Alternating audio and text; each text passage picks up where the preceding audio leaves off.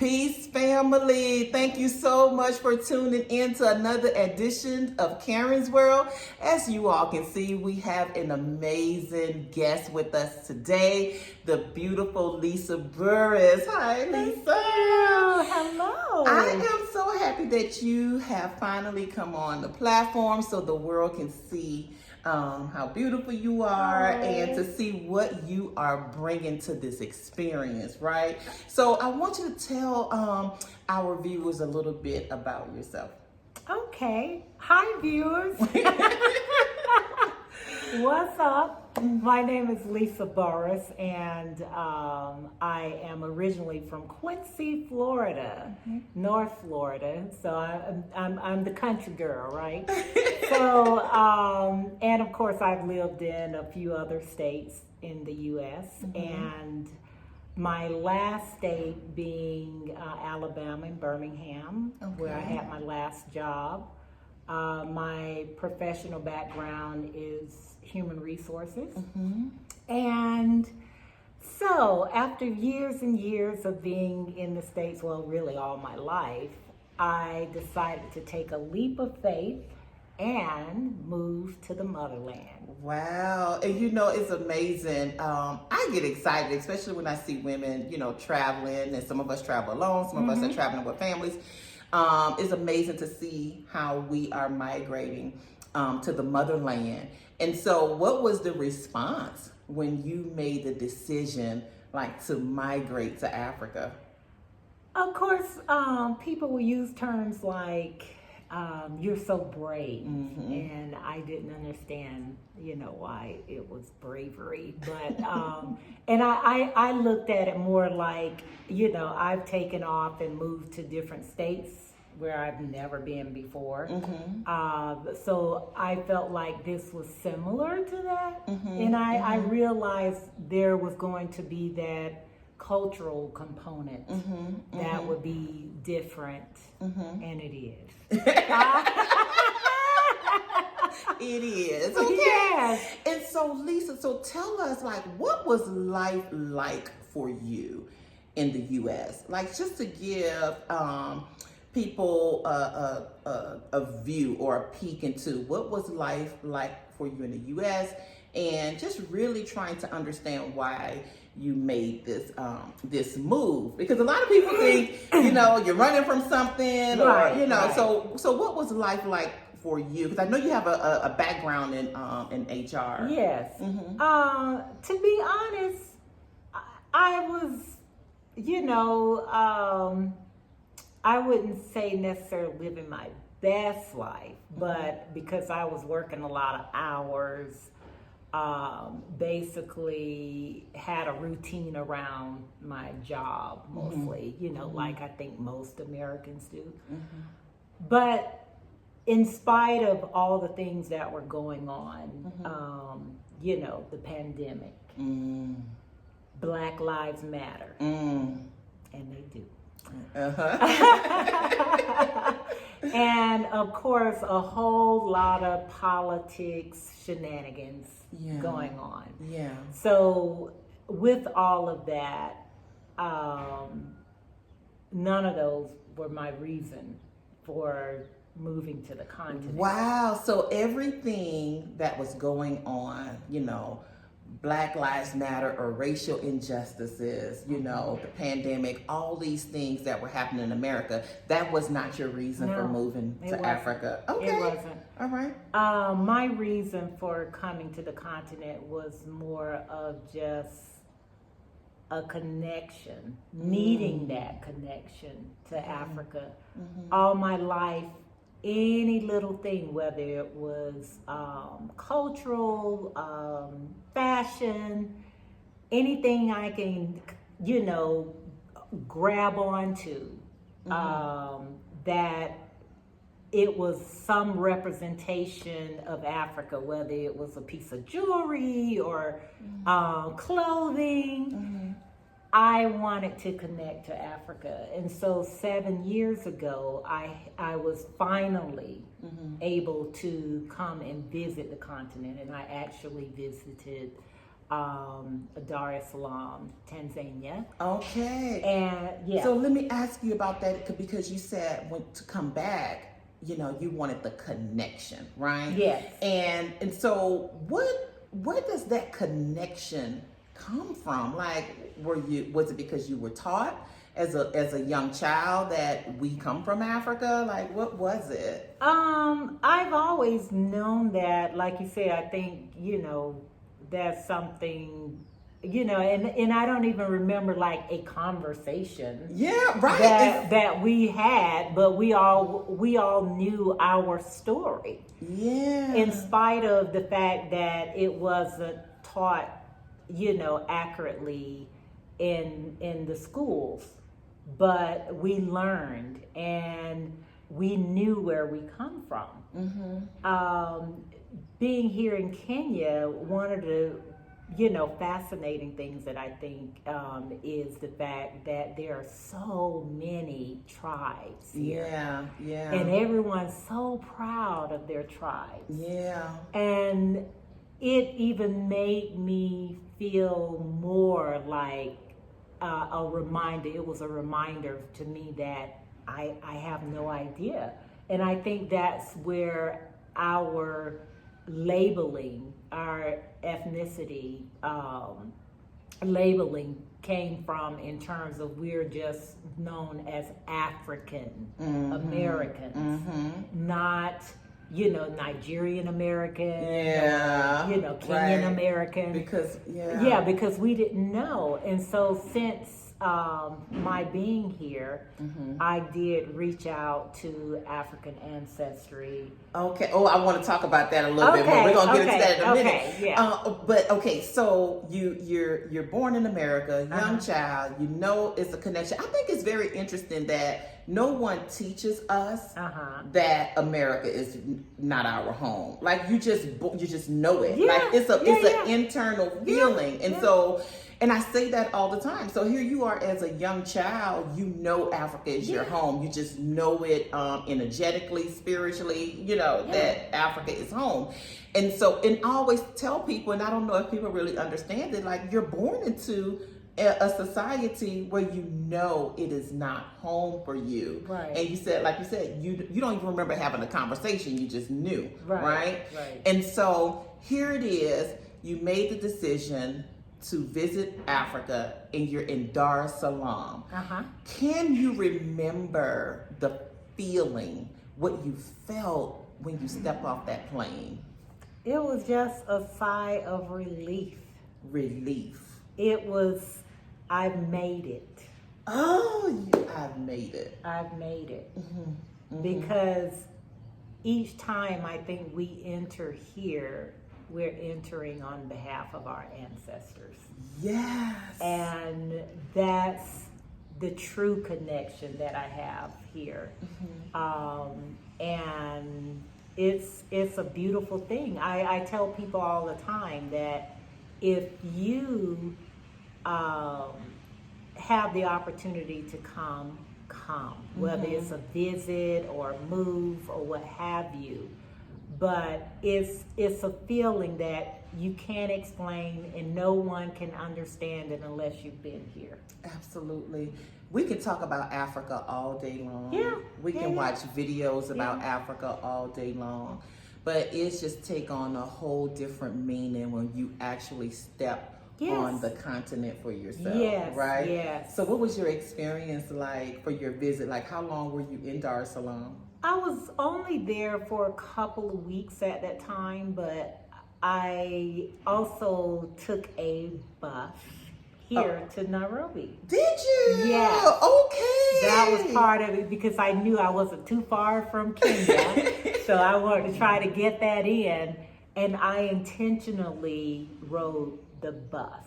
Wow. So now, I could have easily gotten on a plane and been here in a couple of hours or so. But I wanted to see the countryside. I wanted to see the bush, is what it's known as. So, and that was wonderful. I was able to take pictures along the way. I was able to see some of the people living and even like washing clothes. Yes. I actually saw real mud huts. Through that, we drove through Arusha, all of that to get here. And it was the day before President Obama was coming here. Really? Yeah. And as a result, though, they were kind of shutting down the city in preparation for him. So my hostess, she didn't want us to get stuck and then we're off schedule. So we actually left the next day. So I was only in Nairobi for like 24 hours. But they had like festivities going on in town. And so that was my first encounter with the Maasai tribe. Oh, what was that like? What did you think when you first saw your first? Because they were like celebrities to me. Because again, we only get bits and pieces of Africa. So I was familiar with them, and I was like, oh my God. So I went up to a few of them and asked, may I take a picture with them? And they allowed me to do so. And that made my 16-hour bus ride worth it.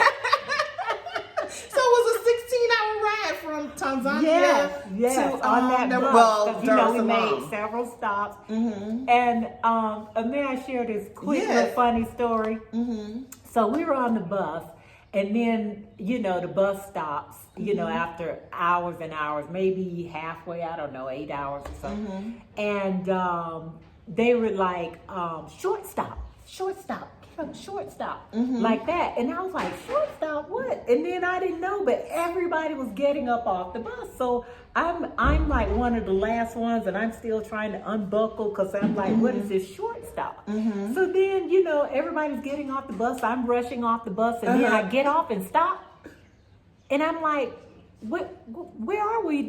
I don't see any stores, any houses. So y'all were like in the middle of nowhere? In the middle of nowhere. Okay. So I'm like, where? And then I noticed everybody's just charging out in the bushes. And then when I realized what the short stop was, I was like, oh, hell no. And then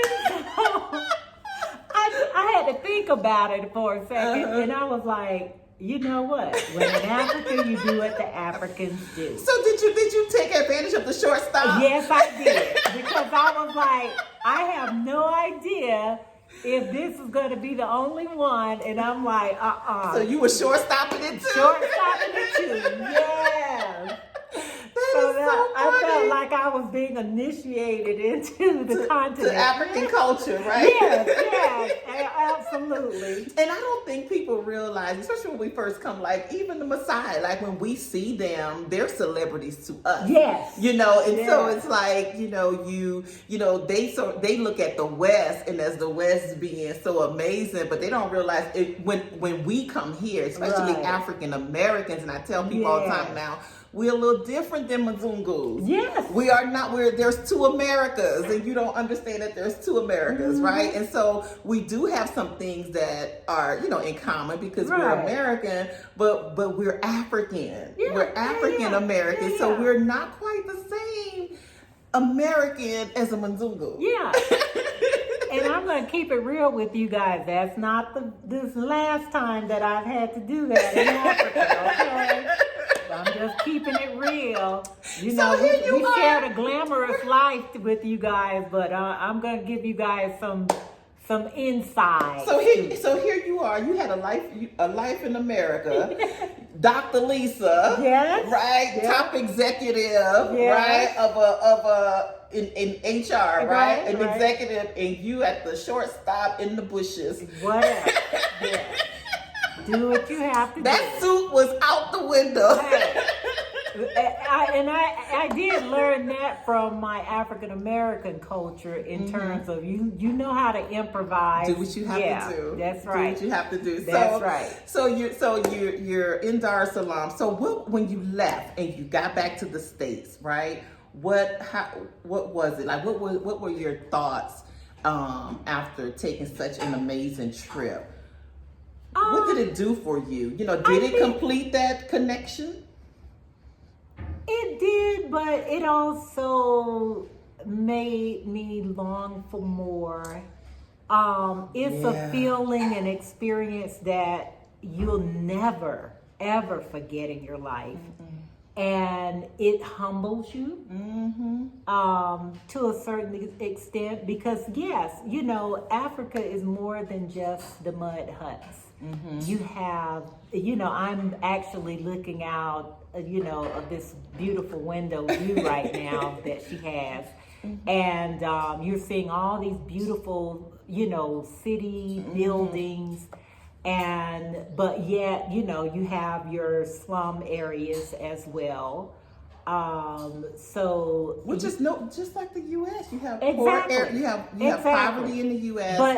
But I think the difference is we have to set the narrative straight that the entire continent is not slum. You know? Yeah. But there are those areas, and then you may see people panhandling on the streets here. But in Rwanda, because I also lived in Rwanda. Okay, that's why. So what led you? So that was your first trip. Yeah. Dar es Salaam. Yeah. That was your first trip. So you go back, and it just kind of made you long for more, right? Yes. So was your second trip on the continent when you decided to move? Yes. So what was it like? The events leading up to you finally saying? Because here you are a professional. Yes. Like you're a professional. You're an executive. You're in the workplace. Like, what was it that made you say, I'm moving to Africa? Because that's a big step. That's totally different than just visiting. It was, I wanted to be intentional about living my best life.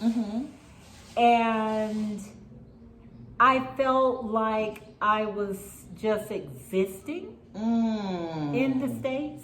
And here, you know, it was an opportunity. I really thought about it. I was like, I've always, you know, been inspired by anything connected to Africa. So I was like, why just be inspired? So I can actually live it. Right. And that was my turning point that I'm moving. Wow. Yeah. And I moved to a country that I've never been to before.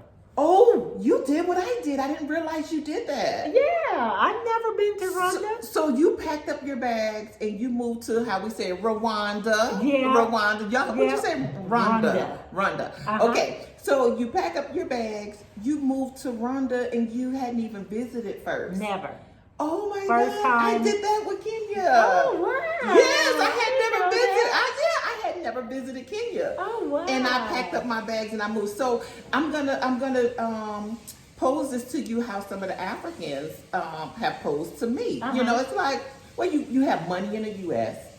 You're making a living. I did. You have money. You making a living. You have a good job. You have family that loves you in the U.S. Why leave? You have money in the U.S. You have family. You have a car. You have your house.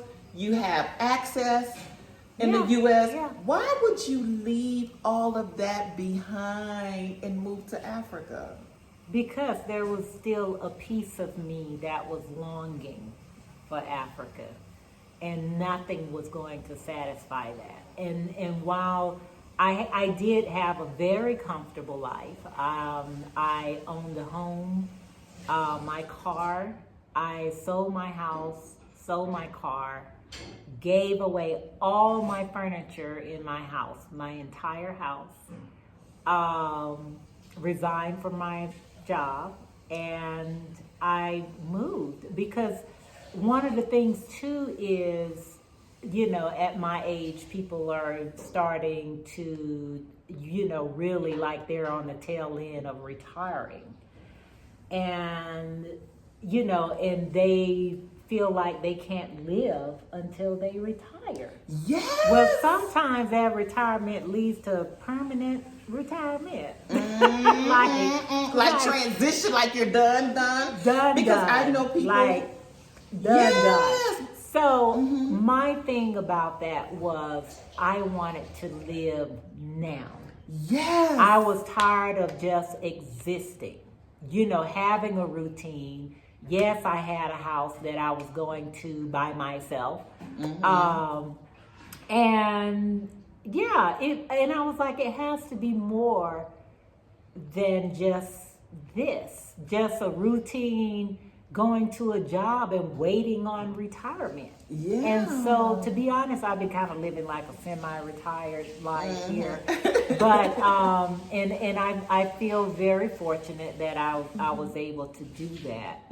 But here, I have, it's priceless what I've gained, to be honest. Because money isn't everything. Like, money is not, what good is it? Even, I'm going to go back to some scripture. Y'all know. Okay. What profits a man to gain the whole wide world and lose their soul? Ooh, you know what I'm saying? Amen. And so why, you can have money, you can have houses, you can have cars, but if you're not fulfilling purpose and destiny, if you don't feel fulfillment, if you are not living, like you said earlier, you said, I was existing, but you are not living, right? And so, because a lot of people don't realize it's a cost to live in the houses that they see in America, or to drive the cars that you see. They don't realize that most of us don't really own those things. You know what we say?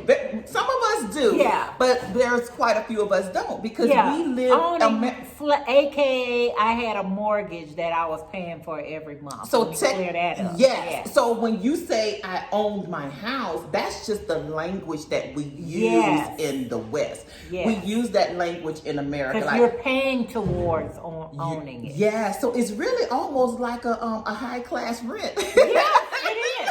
But when we live there, though, Lisa, is we don't realize like we're living in an illusion.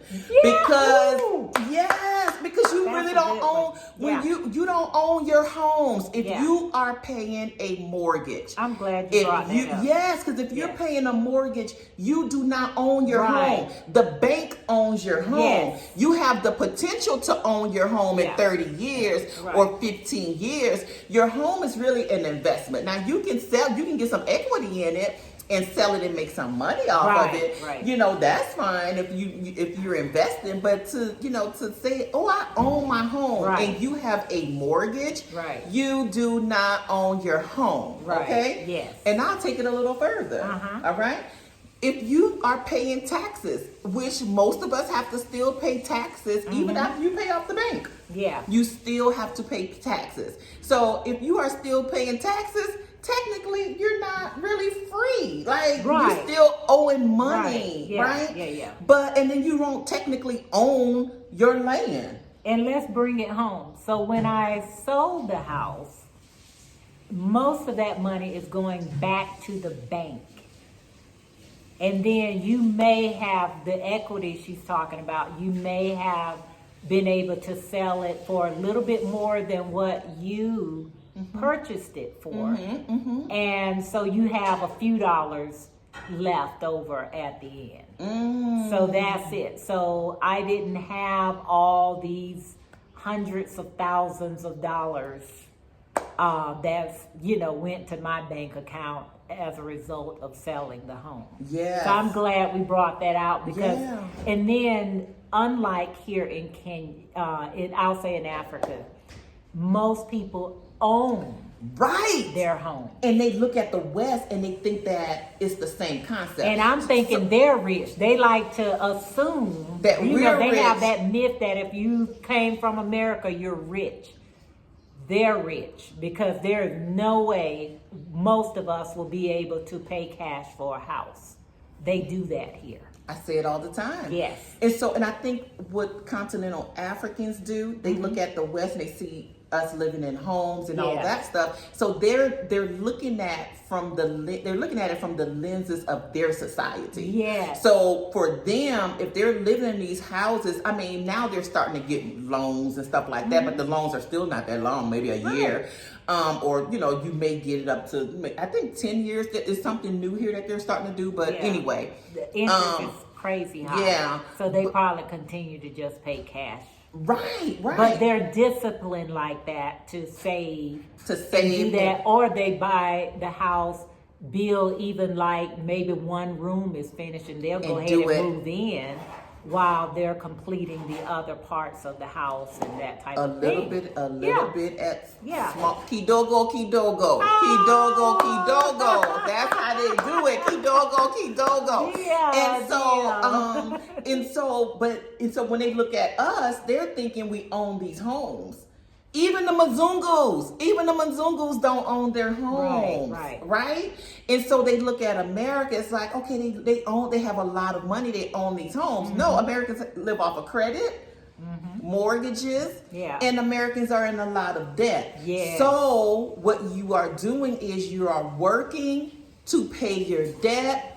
You're working to pay your debt. You're working 40 hours a week. You're working 50, 60 hours a week. By the time you're working from early in the morning to late in the evening, when you get home, you have like a couple of hours before nightfall, and you have to go to bed because you have to get right back up early the next morning. And so you're in this rat race. So you're only working to pay debt. You're not living. AKA existing. You're existing.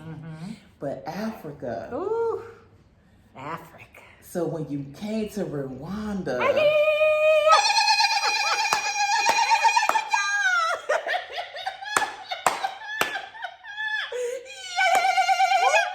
Look, see, y'all don't know. We Africa. We told y'all. What we told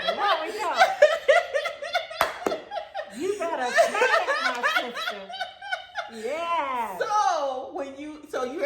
So now you're in Rwanda. You left everything behind. What was it like being in Rwanda? How did they receive you there? Very welcoming. Very welcoming.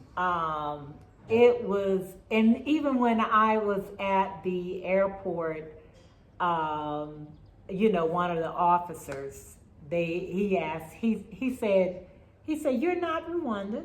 And I was like, no. He said, "You're not Rundis." That's what he said. And I said, "No, like that." He said, "You look Rundis." And I said, "I take it as a compliment. Thank you." Yes. So, but yeah, it was a beautiful feeling. Just every morning waking up, and of course, Rwanda has some of the most beautiful views in the world. I can't wait to go visit. I'm gonna say in the world, yes. Wow. And you know, clean everything and safe. You know, I felt really safe there. Is it Kigali? Yes, Kigali is the cleanest city in Africa, is what they say. The whole country. Oh, wow. Even in the bush. Really? Is clean. Yes. Wow. Yes, even in the bush, in the village. You know, I thought, I don't regret that was the first one that I moved to, because I would describe it as a very good soft landing. Yeah. It was a very good soft landing. And what I mean by that, the pace of the country was nice enough to just kind of get acclimated. A lot of things there in terms of how they do things and the mobile money, those types of things. Yeah. It helped me to easily transition here as it relates to those types of things, because I was familiar with it. I know that there's, you know, like I have some retiree friends there now. If you're retired, this is the perfect place to be. You can live extremely comfortably on your retirement salary, whatever. that is. So what do you think the cost of living for your average person in Rhonda per month? What would a person that's retired and wanting to move to Rhonda, what would they have to be bringing in once a month? Just a regular middle class, basic middle class living. I'm gonna say, everybody's different in terms of depending on what you need or don't need. So if there is, I would say average, if you just want basic things, you can probably even live off of, I would say 2,000. 2,000 a month. Really? Yeah. Wait. Let me tell y'all. No. This is the wrong person to be asking this, because this is expensive taste, and what she's thinking of as basic is not basic, y'all. It's not basic. But I'm saying, on an average, and then Rhonda is cheaper than Kenya, renting. isn't it? It is. So if Rhonda's cheaper, someone can live in Kenya on $1,000 a month, Lisa. Look, but you're saying this average. is luxury. No, she's luxury, and she doesn't understand how. I'm factoring in $1,000 for your rent. That's not out, but that's not okay. $1,000 for your other expenses. So that's why I'm saying, $2,000. But I said for the basic. average. There's basic. $1,000. Some people I know, they have Lisa. renting a house for $2,500. Y'all. Just $2,500. Okay. So Lisa, I'm gonna ask you a question. Lisa, well, don't ask me questions. You don't want my answer. She's not able to. She's not able to determine what basic is, family. She's not able to determine what basic is, family. And they are cheaper than Kenya. Yeah. So for basic, and you're saying $2,000 a month. I'm saying comfortably, like you're not. Okay. You're not like, oh well, I had this other unexpected expense or whatever, We're gonna move on. Lisa, basic is the apartment I moved from was $40,000. That's a basic average American apartment. So when you compare this, where I live to where and that was used a house, to live. renting a house for like $1,000, but they've been going up more. Mm-hmm. Yeah. Okay, so she's not. So for all the bougie, I said what for all the bougie, I said what I said. For all the bougie, those of you who are a part of the bougie growing global community, Lisa says it is $2,000 a month. Yeah, I'm sticking with that. Yeah. I can be with the president and I can be with the janitors, y'all. And I'm telling you, that is not basic, okay? So for basic, you can probably get away with $1,000 a month. Okay. All right. So you're in a one-bedroom. You're in a one-bedroom apartment. Lisa was living in a mansion in Rhonda. I was in a house with the DSQ. In both houses. I just stayed in houses. So I can only talk about what my experience was. Yeah, okay. Yeah. Well, I appreciate so that. I really time appreciate I paid $1,000 for a house. Like 4 bedrooms. Okay. At least. Okay. Yeah. So you would say $2,000 for a large. Okay. So you're saying to live in Rhonda, it would, or for on a budget of $2,000 a month, it would be a 4-bedroom house.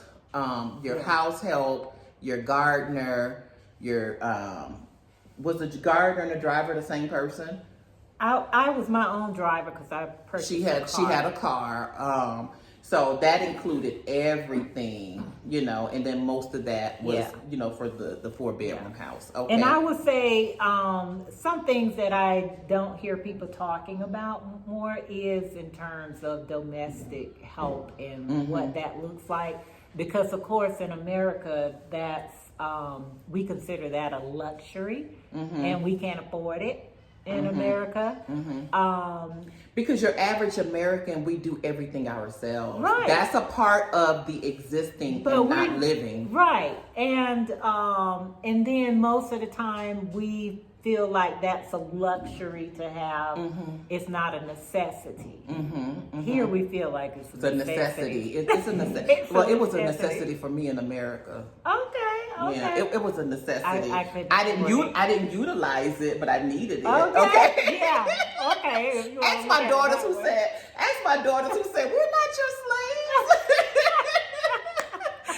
So anyway, so moving on. So you said the people, they were very receptive. It was beautiful. Extremely. And it's an excellent place for those who's ready to retire. Oh my goodness. Yes. Okay, so, yes. But Lisa, what led you to Kenya? How did you land? Well, first of all, how long were you in Rwanda? 10 months. 10 months. Okay, what landed you in Kenya? I visited again because I didn't, of course, within that 24-hour visit 7 years ago, I didn't have a chance to really see Nairobi. And so it was almost this time a year ago that I visited here. And I really like the vibe of Kenya. The vibe of Kenya? The vibe. What was it about the vibe? I don't know. It felt more like my city kind of lifestyle, kind of, everybody here, and especially like the expats, in our group and stuff like that. It's just... It was just that natural, it's just that natural vibe of everything. Although I didn't meet them at that time when I came to visit, but it was just, they have tons of malls. They have, all the sky-rise buildings and stuff like that, and just versatile. Even interacting with the people, it was more engaging than I would say that I was getting in. Really? And let me ask you that, like, what's the difference between, what are some of the differences that you notice between a Kenyan and someone from Rwanda? I would say Rwanda has more of a conservative vibe in comparison to Kenya. Okay. And the people there, I would say they're more reserved. And then, of course, they, the common language there is Kinyarwanda. Although you have English speaking, depending on their level of English, you may have to be very selective at your words so they can understand. Okay. Whereas I found... So it's more of, so in Rwanda, there's more of a language barrier. And like I said, I don't want to say everybody, because there's some that speak perfectly good English that you're going to understand and you can be yourself. But like I said, depending on their level of English, and when I'm thinking of like maybe some of the locals who maybe they haven't, had much exposure with the English, because some of them also speak French. Oh, yes. So okay. they speak Kinyarwanda, French, and English, plus their mother tongue. Okay. So, okay. So some of them may be more fluent in French than English, and so you may need to speak more basic English to them, for them to understand. Versus, and like I say, they're more, I would say, very conservative, but very polite, very well mannered, introverted kind of thing. And so you find Kenyans to be more extroverted. Kenyans, yeah, they're more engaging, more extroverted. That was my first impression when I visited here a year ago. And and I noticed even in Kenya that there is a difference between coastal Kenyans, because I started off my first 2 months on the coast, and Kenyans in Nairobi. Oh. So I find that Kenyans on the coast are more laid back. And more patient, and they're more willing to teach you Swahili. So when I was on the coast, I would try, to talk to them, Habari Yako, Nina Languni Karen, and I'm stumbling, right? So, Una Andalea IJ, so I'm doing all, they teaching me all this on the coast. Right. So when I moved to Nairobi, and then speaking to a Kenyan in Nairobi, it's like, Habari Yako, Nina, they like, no, hello. They're like, hello. Okay, yeah. Girl, they don't have time. Say that for somebody else. Yes, that was look, I speak English, look, come on. Yeah. So the Kenyans in Nairobi. Yeah, it is. So they have that personality. They have more personality. I love it though. Yeah, and that's what I was so excited about. That was part of that vibe because I was like, oh wow, Okay. But one thing like Rundies, they're very impressed when you at least try to speak in Kinyarwanda, and so they're very patient with you. Yeah, but not the Kenyans in Nairobi. It's like, look, hello, like what we Yes, exactly.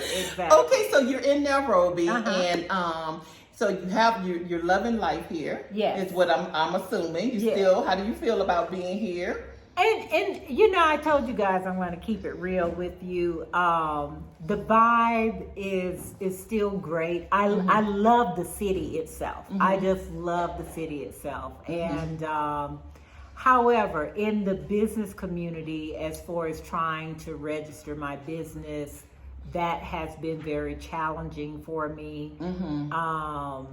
And it just depends on, which visa you're trying to, that route. And, do you have attorneys, which I do, assisting versus you're trying to do it yourself, and how quickly you want it done, how willing willing to do whatever it takes to get that done.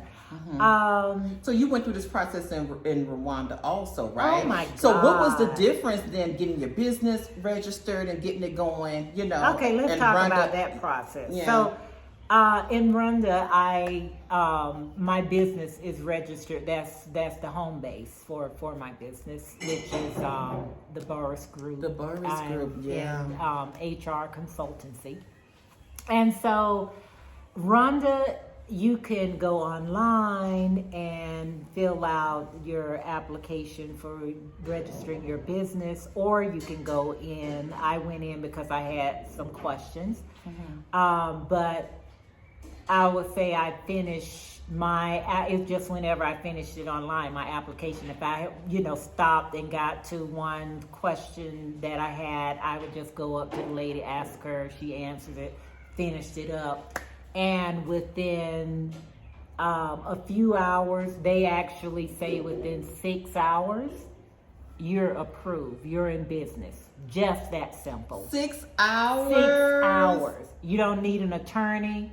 You're not being charged for anything. You just fill it out. They're there to assist you. You're in business in 6 hours or less. So they are so efficient when it comes to that. Wow. So what about residency in Rwanda? So it's probably, you have different options in terms of your visa. Like I said, some people even have a 10-year visa, but I think they have to go out of the country every few months or something like that. It might be every 3 months or every 6 months or something like that. But I'll just speak for me. I end up getting a business permit residency. So at first, I think they gave me 6 months, and after that, I got 2 years. So I still have residency right now in Kenya. Rwanda. In Rwanda. In Rwanda, I'm working on it in Kenya. So And you did that in one day? I did the business in one day, but you know, it took some back and forth in terms of getting understanding and all that kind of stuff in terms of figuring it out for the visa. Okay. For the visa. It took several trips on that, but yeah, that's very efficient. Yeah, and keep in mind, when I was there, we were under lockdown a lot of the times with COVID, the pandemic, and so the office was closed a lot. And normally, before they give you a 2-year visa, they come on site to visit your business. But because of everything, and it was on lockdown, and they weren't doing the site visits at the time, I think I gave them enough compelling information about my business that they accepted it, and at that point they gave it to me, granted me the 2-year visa. Nice. And all without an attorney, by the way. And, wow. The visa, I think, was like $150. That's it. You're gonna pay $1,000. It is $1,000 just to pay to the Rhonda. Welcome to Rhonda. So that's I'm sorry, y'all. Like Rhonda, they heads up as far as people migrating there and registering their business. They make it very easy to do business, because if you make it easy to do business in the country, you're bringing money. They're considered, I think, in the top 4 or 6 in the world to do business in the world, not just Africa, in the world. Wow. And I hope Kenya catch up with that, because it's still a lot of red, you jump through a lot of hoops. That's an understatement. In Kenya, which I was like, when I first came, I was going to do like the, because I was in school doing the language school. Yeah. And so, child, I'm still waiting for that. I'm still waiting for that visa. Wait for that visa, child. I mean, that permit. I ain't never got that. But I was able to register my business and get residency and stuff like that here in Kenya. But it's thousands of dollars. It's thousands of dollars in Kenya to do that. And I don't think people realize that. It's like, oh, you here, you got money. I'm like, we left our lives behind. And being here, you have to go through the process. You're paying attorneys. You're like going back and forth, trying to figure all this stuff out. So it's not all that red tape with Rhonda. It's straightforward. They love it. Like, I have so much appreciation for their business processes. I did not have the opportunity, so I can't speak on this part in terms of actually doing business. My business was registered there, but I wasn't actively doing business. And again, most of that time, everybody was on lockdown, working from home, so it was kind of really hard to engage and really interact and get things going. And I took the time, and I recommend this, because keep in mind, this was my first time moving to the continent. This was a country I'd never been to before in my life. And so I wanted to take some time, and I had given myself about a year to just do an assessment to even determine what is it that I really want to do. And so that was helpful, because I do love and have a passion for interior design.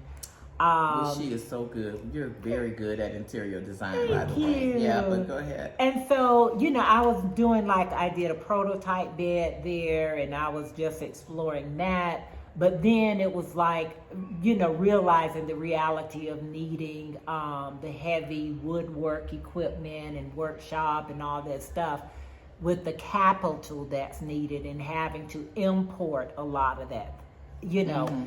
It was, the totals was racking up. So I decided for immediate needs to stick with what I've been doing for several decades, and do the HR consultancy, where I was also thinking about the virtual business model, where I can potentially do all of my services online or remotely. and be able to still live my best life and travel the world, and can do my job from anywhere in the world. So that's what I started to do. So by the time I started that, I was ready and already transitioning to move to Kenya. And so I expanded my existing Rwandan business here in Kenya. And because you're virtual, your business, I mean, you are African American, and this is what I love about us when we come, right? We come starting businesses, and I love that you are starting, that you have started already, the Burroughs Group, right? And so now here you are, you're getting the Burroughs Group up and going here in Kenya. It's already going in Rwanda, right? You can even service the U.S. because it's virtual. So you provide HR consultants. So if you are a business, if you're watching this, right? If you're, regardless to where you are in the world, there you go. Lisa have like so many years of experience in HR. You know, you were an HR executive, and now the Burroughs Group is HR consultant. So tell the people a little bit, like, what does that entail when you say HR consulting for businesses? What would you help them do? And my focus is geared toward the overall organization. My doctorate is in organizational leadership. So I kind of focus on the organization itself rather than individuals. But I do executive leadership coaching, change management, diversity, equity, and inclusion, any type of policy writing. And also I offer online courses in terms of soft skill online courses. And, you know, whether you want to create an opportunity for your employees to do online training would be ideal. And even you and I talked about the virtual onboarding. So I can develop and customize a collection of training courses for your team or for your new hires or what have you. And this is very needed, especially, you know, for those businesses. You know, everybody is outsourcing now because one person cannot do everything, right? And so for those businesses that need someone to help do their onboarding, especially in the U.S., right? Like that is just so needed, and you have someone that can set all that stuff up for you. Just send your people through orientation and to take the courses with Lisa. You know, so definitely reach out to Lisa, the Burroughs Group. Do you have your website set up? Or can you give them your website, and I'll also put it in the description. The Burroughs Group Ltd.com. Okay, y'all have it, the Burroughs Group Ltd.com. You can reach Lisa if you are a business owner and you're needing someone to take care of all of your HR needs for your business. Lisa is the one to contact. Now, you also said something else. You said something that how you build the prototype for a bed. So you're into interior designing as well. So not only are you Dr. Burroughs, you know, the HR executive, entrepreneur, business owner, but you are also, you have a creative vibe. Like you are very, so you know how to develop prototypes for furniture. You know how to interior design. So how did you learn this? Ever since I was a little girl, I've been, you know, starting out decorating. My grandfather, who raised me, he was a carpenter. And so I used to even get out there with him, you know, in the yard when he's building or he's cutting up wood and 2x4s and the sheet rock and all of that kind of stuff. And then also my brother, he used to have his own construction company in terms of residential contracting. So yeah, I grew up with it, love it, can eat, sleep, drink. Even after I earned my doctorate, I went to interior design school. So you finished your doctorate degree. Yes. Organizational leadership, and then you went to interior design. I love this. I love this so much for you to do that, because people think people get stuck in, okay, I'm just this professional, this corporate, executive, but here you are, even after you've climbed the corporate ladder, you still went for your passion. Yes, and that's exactly what it was. And it was like, wow, I have all these degrees in other things, but I haven't formally gone to school for something that I really love. And so,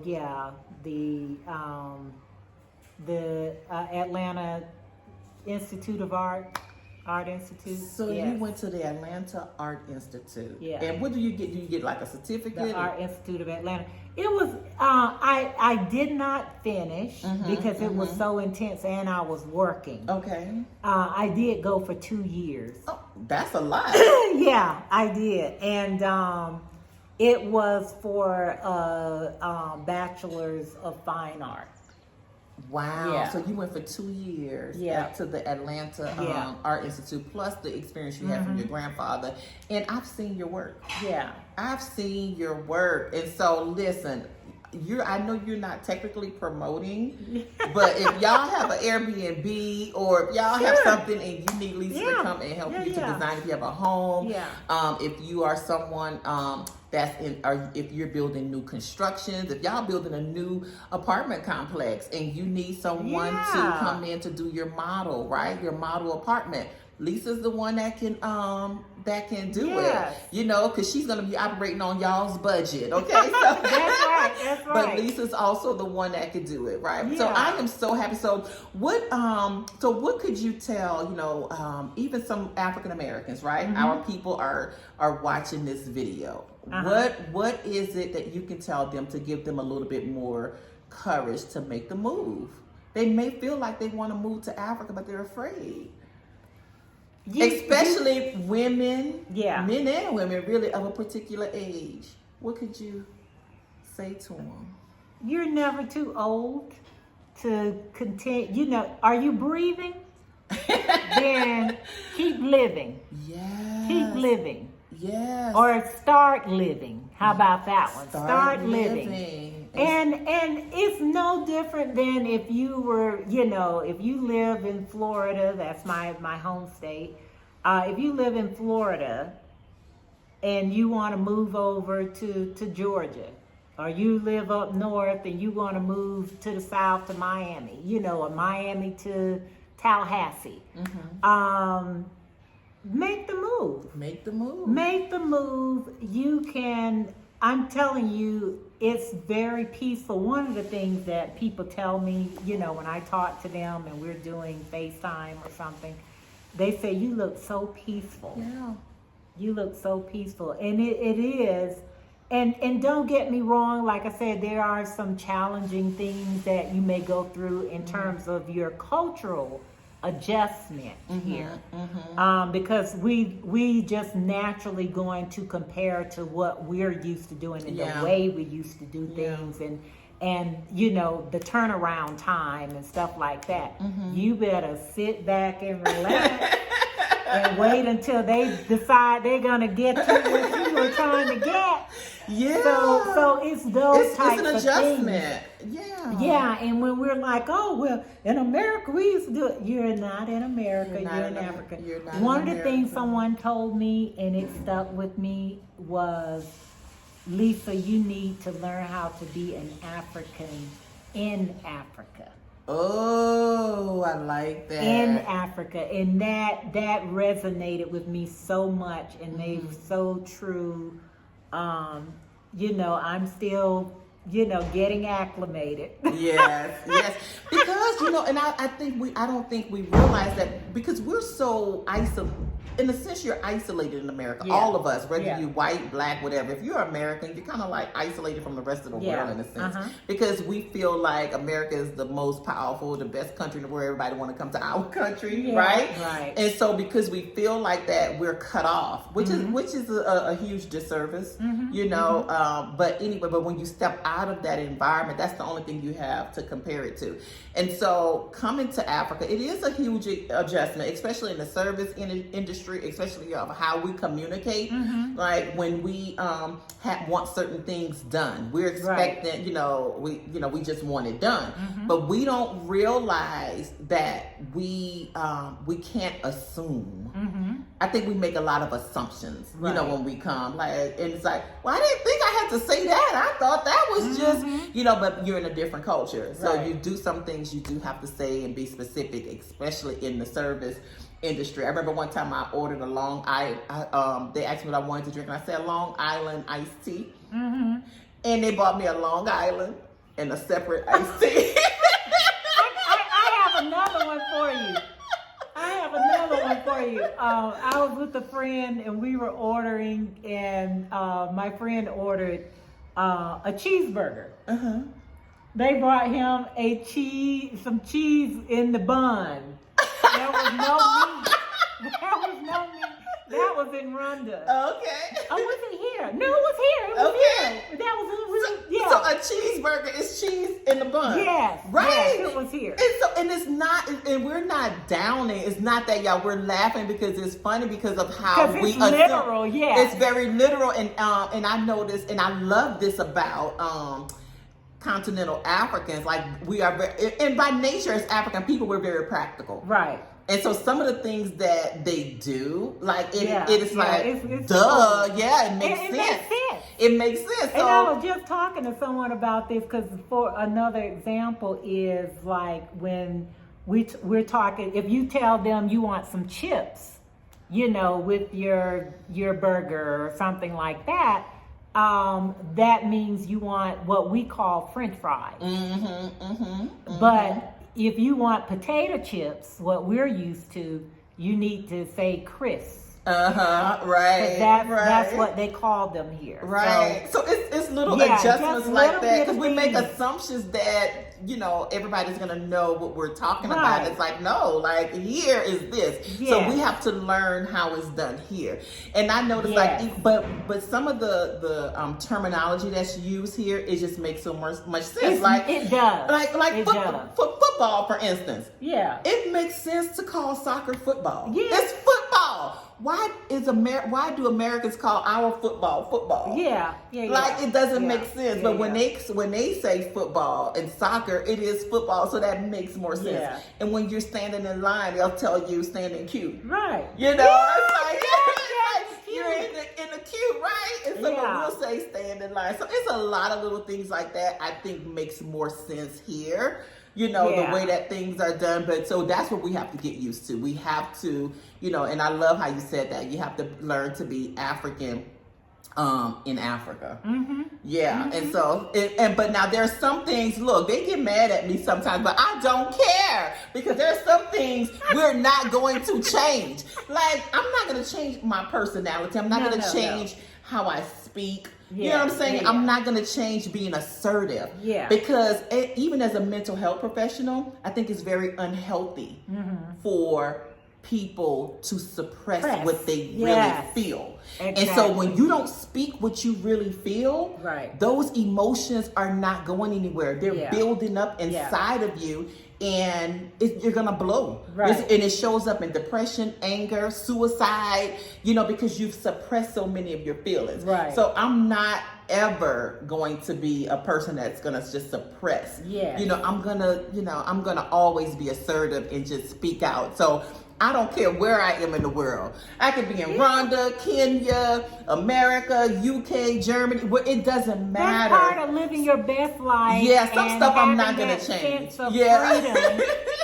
We've been suppressed so long as a people. Yeah. So we don't expect to come here to Africa and have to not be ourselves. We thought that at least here on this continent, we can truly be ourselves. We can bring our whole selves to the continent. I think we should be ourselves, be who we are as a people, and adjust to the culture at the same time. Right. So to me, being like, that's my if you try to take my voice, like when I notice sometimes in our groups, when we go into restaurants, And you know, it can be like, of course, it's gonna be mostly Kenyans in there, but you can tell when it's the expat group because everybody that walk in, it's like, hey,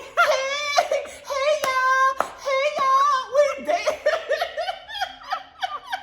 You know, and so everybody in the restaurant is looking, but we're like, hey, y'all, I'm here.